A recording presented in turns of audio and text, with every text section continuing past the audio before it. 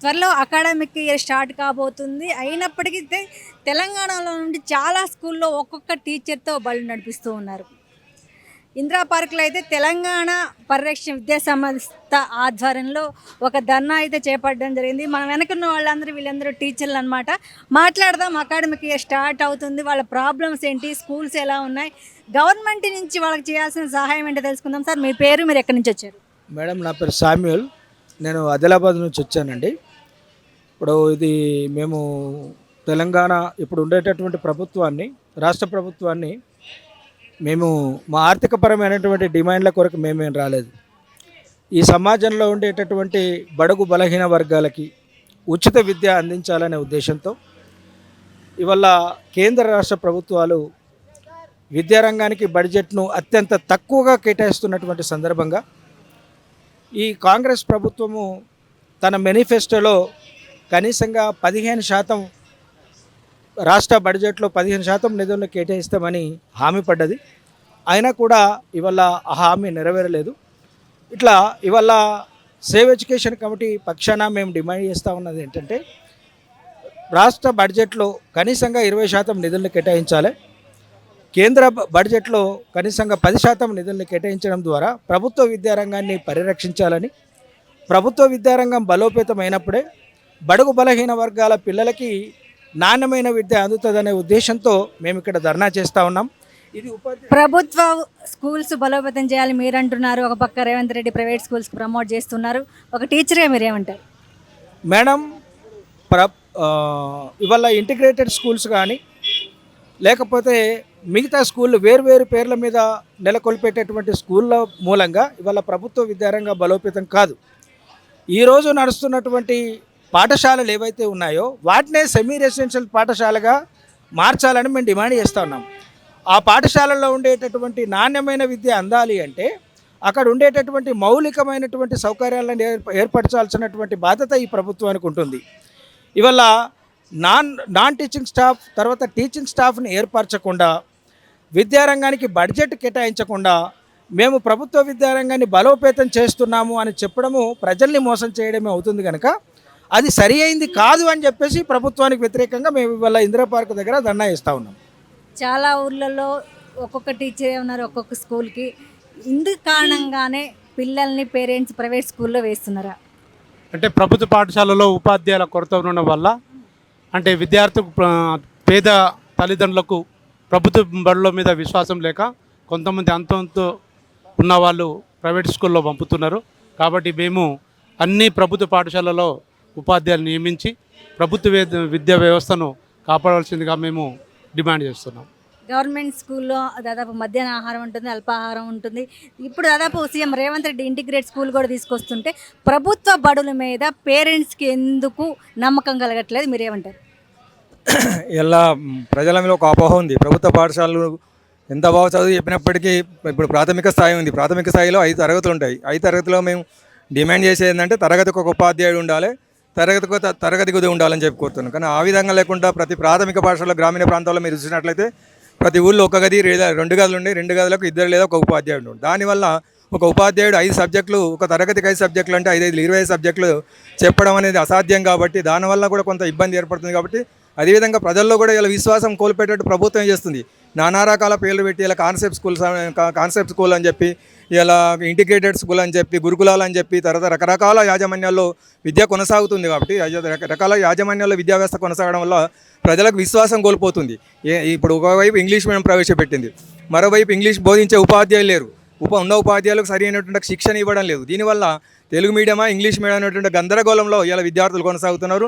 అటు తెలుగు మీడియం రాకుండా ఇటు ఇంగ్లీష్ మీడియం రాకుండా రెండుకి ఏమన్నా ఇలా విద్యార్థులు తయారవుతున్నారు. కాబట్టి విద్యార్థుల భవిష్యత్తును దృష్టి పెట్టుకొని నాణ్యమైన విద్యతో పాటు ఇలా ఇంటిగ్రేటెడ్ స్కూల్ కాదు ప్రజలకు కావాల్సింది.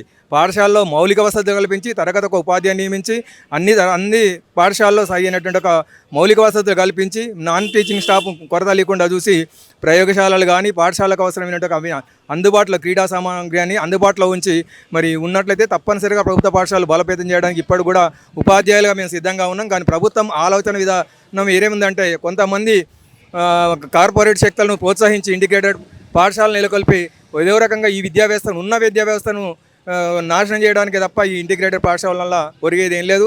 దానివల్ల వచ్చేటువంటి ఒక లాభం ఏందని చెప్పి కాబట్టి ఇలా అందరికీ అందుబాటులో విద్య, అందరికీ కామన్ స్కూల్ విధానం. ఇలా రాష్ట్రపతి కొడుకు నుంచి మొదలు పెడితే కామన్ మ్యాన్ కొడుకు వరకు అందరికి కూడా అంతరాలు లేని విద్య, అందరికీ సమానమైన విద్య అందించాలని చెప్పి మేము ఇక్కడ విద్యా పరీక్షణ సమితిని డిమాండ్ చేస్తున్నాం. అదేవిధంగా ఈ తప్పనిసరిగా ఎక్కడైతే పాఠశాల మూసివేయకుండా ప్రతి గ్రామంలో ఇలా కాంగ్రెస్ పార్టీ మేనిఫెస్టోని ప్రకటించానండి. మేము కిలోమీటర్కి ఒక బడి పెడతా ఉన్నారు. ప్రతి పల్లెకు, ప్రతి గుడికి, ప్రతి తండాల్లో, గూడాల్లో, మారుమూల ప్రాంతాల్లో కూడా పాఠశాలను నెలకొల్పుతున్నారు. మరి రేషనలైజేషన్ పేరిట ఇలా ఉన్న పాఠశాలను మూసివేసే ప్రయత్నం కొనసాగుతుంది. కాబట్టి ప్రభుత్వ చర్యను మేము తీవ్రంగా వ్యతిరేకిస్తూ పాఠశాల బలోపేతం కోసం విద్యా పరీక్షణ ఆధ్వర్యంలో ప్రొఫెసర్ ఆర్గోపాల్ కానీ, ప్రొఫెసర్ లక్ష్మీనారాయణ, రవిచందర్ వీళ్ళందరి ఆధ్వర్యంలో మేము పెద్ద ఎత్తున కార్యక్రమం ఎంచుకొని గత 3 దశాబ్దాలుగా పోరాటం చేస్తున్నాం. ఇంకా కూడా భవిష్యత్ విద్యారంగం, ఎందుకంటే విద్య అనేది సమాజానికి దిక్సూచి కాబట్టి విద్యతోటే సమాజంలో అంతరాలు లేని అన్ని రకాలైనటువంటి మంచితనం ఏర్పడుతుంది. కాబట్టి విద్యా వ్యవస్థను సాఫీగా కొనసాగించడం మేము కృషి చేస్తాం. కొన్ని గ్రామాల్లో ప్రభుత్వ స్కూళ్ళు తీసేయడానికి అసలు కారణాలు ఏమంటారు? మేడం, ముఖ్యంగా ప్రభుత్వ పాఠశాలలు తీసేయడానికి కారణం ఏంటంటే ప్రైవేట్ స్కూళ్ళను ప్రోత్సహించడం. ఆ ప్రైవేట్ స్కూళ్ళల్లో అన్ని వసతులు ఉన్నాయని ఒక చిన్న అభిప్రాయం. ఎందుకంటే అక్కడ అన్ని వసతులు ఉండే, ఆట స్థలం ఉండేది, ఏది ఉండేది, ఒకటే విధానం, బట్టి విధానం, మొత్తం అదే పాఠశాలలు చెప్తారు. కానీ ఇక్కడ సృజనాత్మకత ఉంటుంది. పిల్లలకు నిత్య జీవితంలో ఎలా ఉండాలి అనే ఒక విద్యార్థిని తీర్చిదిద్దేది గవర్నమెంట్ పాఠశాల. గవర్నమెంట్ పాఠశాలను కాపాడుకోవాలి. గవర్నమెంట్ పాఠశాలల్లో విద్యార్థులు ఎక్కువ పెరిగితే ఉద్యోగాలు ఎక్కువ ఇవ్వాల్సిన పరిస్థితి ఏర్పడుతుంది. ఉద్యోగాలు ఆల్రెడీ గవర్నమెంట్ మేము సంవత్సరానికి 1,00,000, 2,00,000 ఉద్యోగాలు నింపుతామనే ఆలోచన మరి ఏ రంగంలో నింపుతారు మీరు ఆలోచన చేసుకోవాల్సిన అవసరం ఉన్నది. మీరు కుదించి 4 స్కూళ్ళు 3 స్కూళ్ళు పెట్టదలుచుకుంటే ఇంకా వేల మంది ఉపాధి కోల్పోతారు తప్ప వాళ్ళకు ఉద్యోగాలు దొరికాయి. కామన్గా ఆలోచన చేసి ఇప్పటికైనా ప్రభుత్వ పాఠశాలను బలోపేతం చేసినట్లయితే నిరుద్యోగితను తగ్గించవచ్చు, విద్యార్థులకు న్యాయం చేయవచ్చు. అంతరాల విద్య కొనసాగకుండా అందరికీ ఒకటే విద్యను కొనసాగించినట్లయితే మంచి పేరు తెచ్చుకుంటుందని మేము ప్రభుత్వానికి సూచన ఇస్తున్నాం. తెలంగాణ రాష్ట్ర వ్యాప్తంగా 26,000 స్కూల్స్ ఉన్నాయి. ఈ స్కూల్లో ఏంటి చాలా స్కూల్లో ఒక్కొక్క టీచర్లు నడుస్తున్నారా? 11,500 స్కూళ్ళకు ఒక్కొక్క టీచర్. అంటే గవర్నమెంట్ ఇప్పుడు గవర్నమెంట్ కాదు, గత 15-20 సంవత్సరాల నుంచి నిర్లక్ష్యం చేయడం వలన 15-20 సంవత్సరాలు నిర్లక్ష్యం జరుగుతుంటే టీచర్లు కావచ్చు, ప్రజా సంఘాలు కావచ్చు ఎందుకు పట్టించుకోవట్లేదు? ఒక్క స్కూల్కి ఒక్క టీచర్ ఉంటే ఆ ఒక్క టీచర్ ఎంతమందిని మేనేజ్ చేయగలరు? అది చాలా కష్టం. మేము అనేక ఉద్యమాలు చేసినాం. మమ్మల్ని గత 10 సంవత్సరాల్లో ఒక మీటింగ్ కానీ, ఒక ధర్నాలు కానీ, ఒక వ్యవస్థలు కానీ ఇక్కడ బజార్లకు తీసుకురాని పరిస్థితి ఏర్పడ్డది. అనేక రకాలుగా ఒత్తిళ్లకు గురయ్యాం. అప్పుడు ప్రజలలో తిరుగుబాటు రాని మేమేం చేయగలుగుతాం? ప్రజల్లో తిరుగుబాటు రావాలి, ప్రజల్లో మనకు విద్య ఉండాలి, మన ముందట మన పిల్లలు చదువుకోవాలని ఒక ఆశ ఉండాలి. అటువంటి అప్పుడే ఇవి అందరికీ న్యాయం జరుగుతుందని నా ఆలోచన. గవర్నమెంట్ స్కూల్కి పిల్లలు వచ్చి చదువుకునేవాళ్ళంటే గవర్నమెంట్ ఎలాంటి చర్యలు తీసుకోవాలి? గవర్నమెంట్ ఎలాంటి చర్యలు తీసుకోవాలి అని అంటే తరగతికి ఒక ఉపాధ్యాయుని ఇచ్చినట్టయితే అది పూర్తిగా సక్సెస్ అవుతుంది. అసలు ఇప్పుడు అకాడమిక్ ఇయర్ స్టార్ట్ అవబోతుంది. గవర్నమెంట్ టీచర్లుగా పిల్లల్ని ఎలా స్కూల్కి రప్పించాలనుకుంటున్నారు? మీరు ఏమైనా ప్రోగ్రామ్స్ చేపట్టారా? పేరెంట్స్ని కన్విన్స్ చేసే ప్రయత్నం ఏమైనా చేస్తున్నారా ప్రైవేట్ స్కూల్కి వెళ్లకుండా? మేడం, మేము అలా ప్రోత్సహించాలంటే మాకు సపోర్ట్ లేదంటే ఫస్ట్ ఉపాధి అక్కడ వచ్చిన ప్రజలు ఏమంటారు, మీ స్కూల్ 2 టీచర్ 18 సబ్జెక్ట్ ఎట్లా బోధిస్తారు? 5 తరగతులు ఎలా ఉంటాయి? 1వ తరగతిలో చదివేటోళ్ళు 2 ఉంటారు, 2వ తరగతిలో 3 ఉంటారు, 4వ తరగతిలో 2 ఉంటారు. 18 సబ్జెక్టులు ఒక టీచర్ ఎట్లా బోధిస్తాడు? మీరు ఒక యంత్రమా అనే ఒక క్వశ్చన్ వస్తుంది అక్కడ. అందుకని టీచర్ని ఇచ్చినట్టయితే సక్సెస్ అవుతుందని నా భావన. ఇక్కడ బీఈడీ చేసిన టీచర్ ఒక స్కూల్ మొత్తం చేసుకుంటారు. తక్కువ చదువుకున్న వాళ్ళు మాత్రం ప్రైవేట్ కాలేజీల్లో టీచర్లుగా ఉంటున్నారు. అసలు ఇంటిగ్రేట్ స్కూల్ వ్యవస్థ ఎందుకు వచ్చింది, ఎవరి కోసం? చెప్పండి మేడం. ఇప్పుడు ఇంటిగ్రేటెడ్ స్కూల్ వ్యవస్థ అవసరం లేదు. ఇవాళ ప్రభుత్వ విద్యారంగం ఆల్రెడీ ఇవాళ ప్రైమరీ సెక్షన్స్ ఉన్నాయి, యూపీఎస్ సెక్షన్స్ ఉన్నాయి, హై స్కూల్ సెక్షన్స్ ఉన్నాయి. ఈ ఉన్నటువంటి పాఠశాలలో మౌలిక వసతులను కనుక కల్పించినట్టయితే ఖచ్చితంగా నాణ్యమైనటువంటి విద్య అందేటటువంటి అవకాశం ఉంటుంది. ఇవాళ మేడం రాష్ట్ర వ్యాప్తంగా డిఓలు లేరు. 2016లో జిల్లాల బైఫర్కేషన్ అయిన తర్వాత కొత్తగా ఏర్పడినటువంటి జిల్లాలకి డిఓ పోస్టులే మంజూరు లేదు. ఇవాళ రాష్ట్ర వ్యాప్తంగా ఎంఈఓలు లేరు, డిప్టీఓ పోస్టులు లేవు.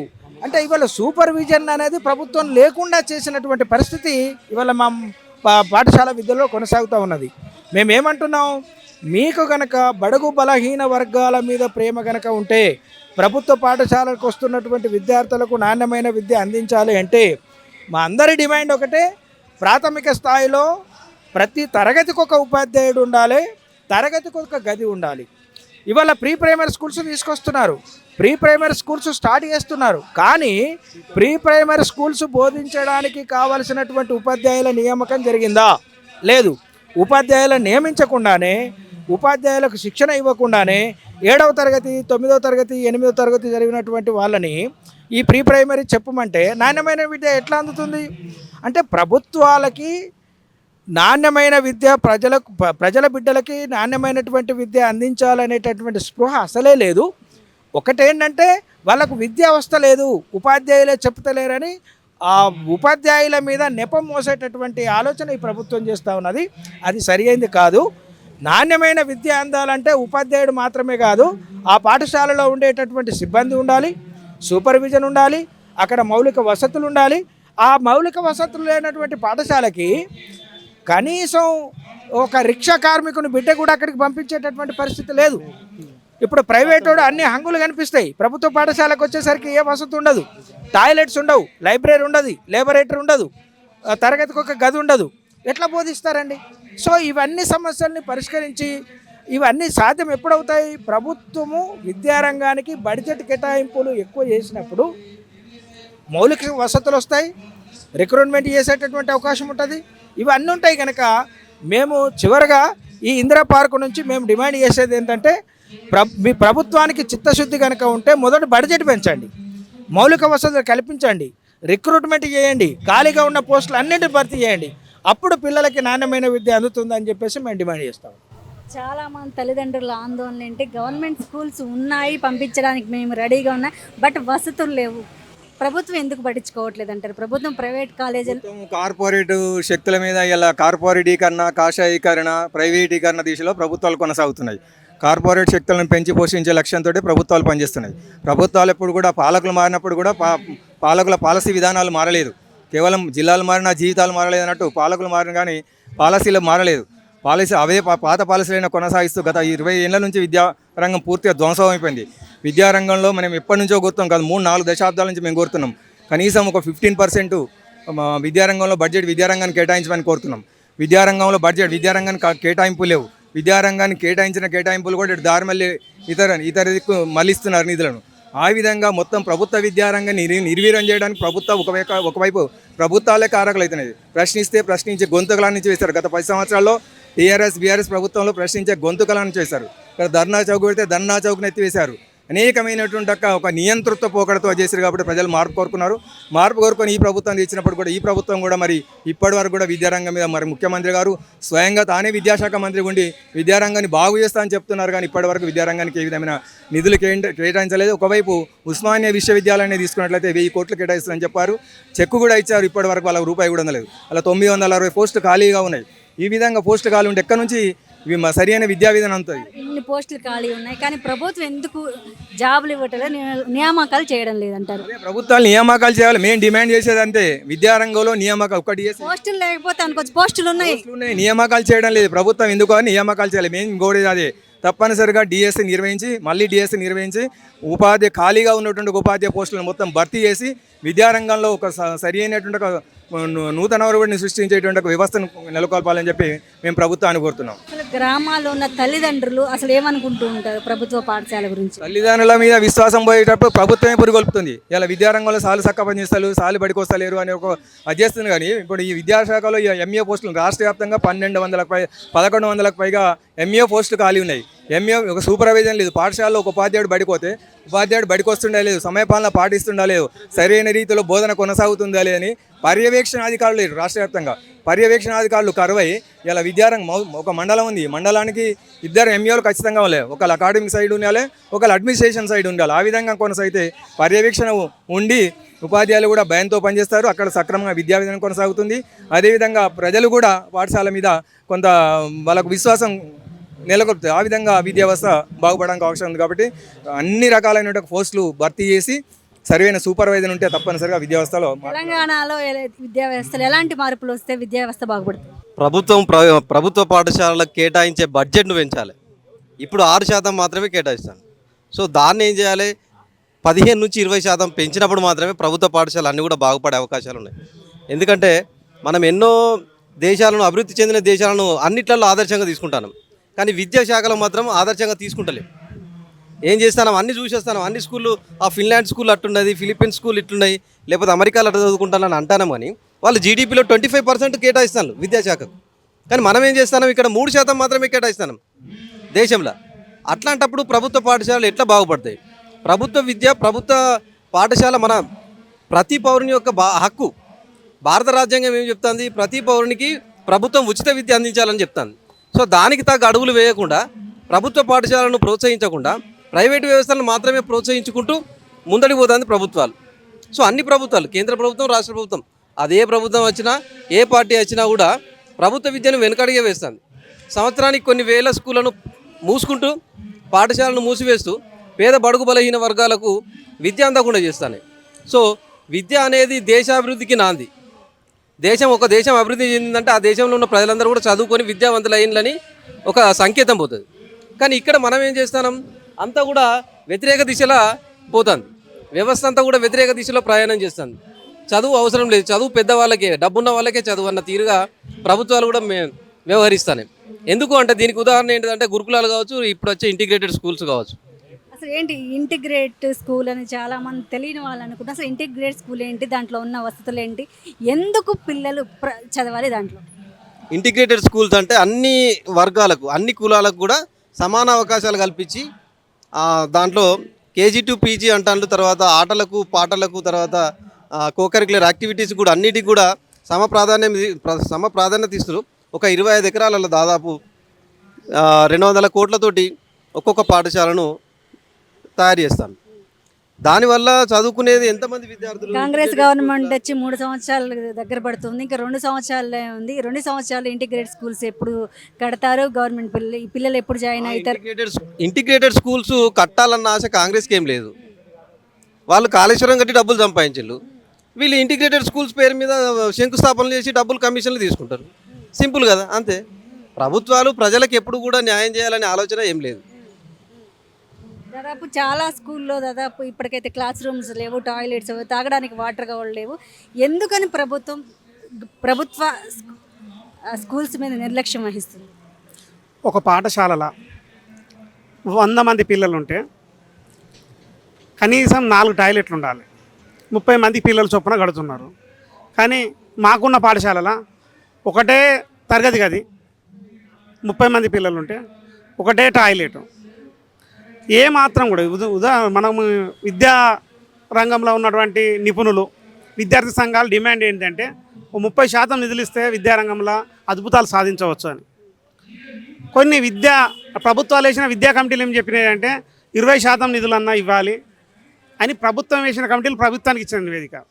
మన దగ్గర ఉన్నటువంటి రాష్ట్ర ప్రభుత్వము తన ఎన్నికల మేనిఫెస్టోలో మేము 15% నిధులు ఇస్తామని ఆడంబరంగా చెప్పింది. కానీ ఆచరణకు వచ్చేసరికి 8% కాడ నిధులు ఇస్తున్నది. అంటే ఇంత తక్కువ నిధులతో వాళ్ళు ఇచ్చిన మాటకు వాళ్ళే నమ్మకుండా తెలంగాణ విద్యా వ్యవస్థను మన ప్రభుత్వము చాలా నిర్లక్ష్యం చేస్తున్నదని అర్థమవుతున్నది. ఈరోజు ప్రభుత్వ పాఠశాలలలో ఆకర్షింపబడాలంటే తప్పకుండా వసతులన్నీ మెరుగై ఉండాలి. కానీ ఈ 3 ఏళ్ల కాలం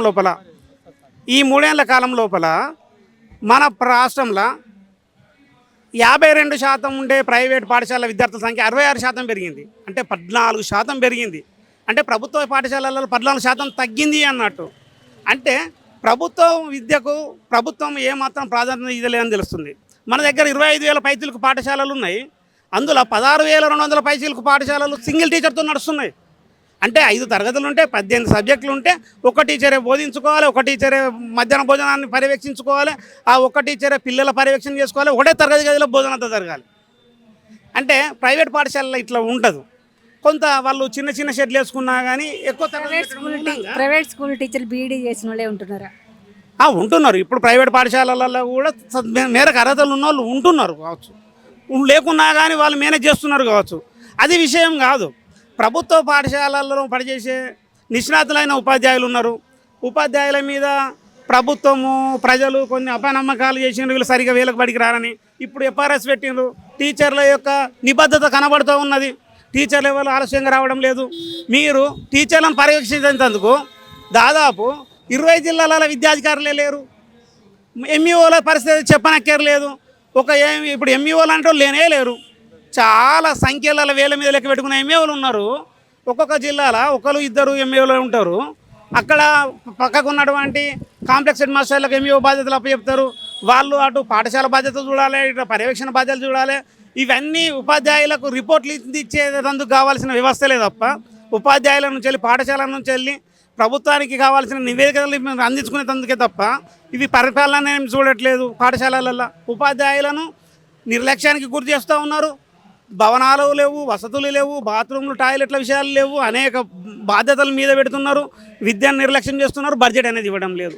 ఇన్ని సమస్యలతోటి ప్రభుత్వ పాఠశాలలు నడుస్తున్నాయి. ఇవన్నిటిని ఇప్పుడు ఇక్కడ జరుగుతున్న అన్న ఉద్దేశం ఏంటంటే ప్రభుత్వం మేల్కొనాలా, ప్రభుత్వం అర్థం చేసుకోవాలా. మీరు మాటకు కట్టుబడి 20% నిధులు ఇవ్వగలిగితే ప్రభుత్వ పాఠశాలలు మంచి ఫలితాలను అందిస్తాయని తప్పకుండా చెప్పవచ్చు. ప్రభుత్వ పాఠశాలలకు బడ్జెట్ తక్కువగా కేటాయిస్తున్నారు. ప్రభుత్వ పాఠశాలలపై గవర్నమెంట్ దృష్టి పెట్టాలని టీచర్స్ అంటున్నారు. Thank you.